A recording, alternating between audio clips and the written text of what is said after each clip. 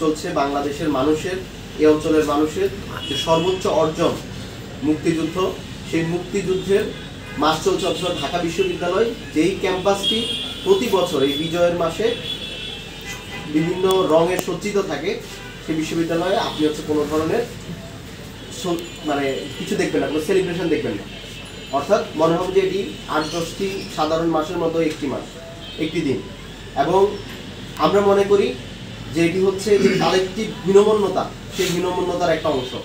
যেখানে আপনি মুক্তিযুদ্ধকে সেলিব্রেট করতে পারেন না, মুক্তিযুদ্ধের ব্যাপারে আপনার মধ্যে হীনমন্যতার ভোগেন। এবং আমরা বিশ্বাস করি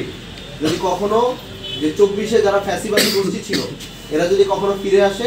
এরাও একইভাবে ২৪-কে নিয়ে হীনমন্য হবে, এরাও একইভাবে এই ২৪-কে নিয়ে এক ধরনের হীনমন্যতায় ভুগবে, ইনসিকিউরিটিতে ভুগবে। আমরা বিশ্ববিদ্যালয় প্রশাসনকে অনুরোধ করব তারা যাতে এই বিজয়ের মাসের যে বিশ্ববিদ্যালয়ের শিক্ষার্থীরা যারা মুক্তিযুদ্ধকে ধারণ করে, বাংলাদেশের মানুষ যারা মুক্তিযুদ্ধকে ধারণ করে, সেটিকে ধারণ করেই এবং সেটিকে নিয়েই এই মাসের যথাযথ মর্যাদা দিয়ে এটিকে পালন করবে। দ্বিতীয়ত আমরা দেখতে পাচ্ছি যে আসলে বিশ্ববিদ্যালয়ে কোনো ধরনের সেলিব্রেশন তো নাই, একই সাথে আমাদের যারা নির্বাচিত প্রতিনিধিরা আছেন তারা তথ্য বিকৃতিতে তারা প্রতিযোগিতায় লিপ্ত হয়েছে।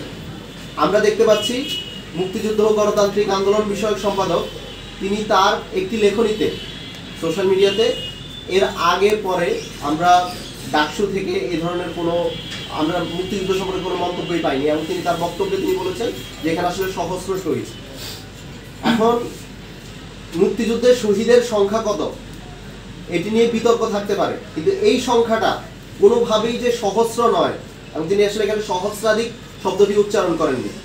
সহস্র নয়, এবং বরং এই সহস্র শব্দটির পেছনে যে এক ধরনের হীনমন্যতা এবং ইনসিকিউরিটি আছে, যে মুক্তিযুদ্ধকে আপনি ঠিকভাবে ধারণ করতে পারেন না বা মুক্তিযুদ্ধ নিয়ে আপনি এক ধরনের ভয় পান, লজ্জা পান, এটি হচ্ছে তারই একটি অংশ।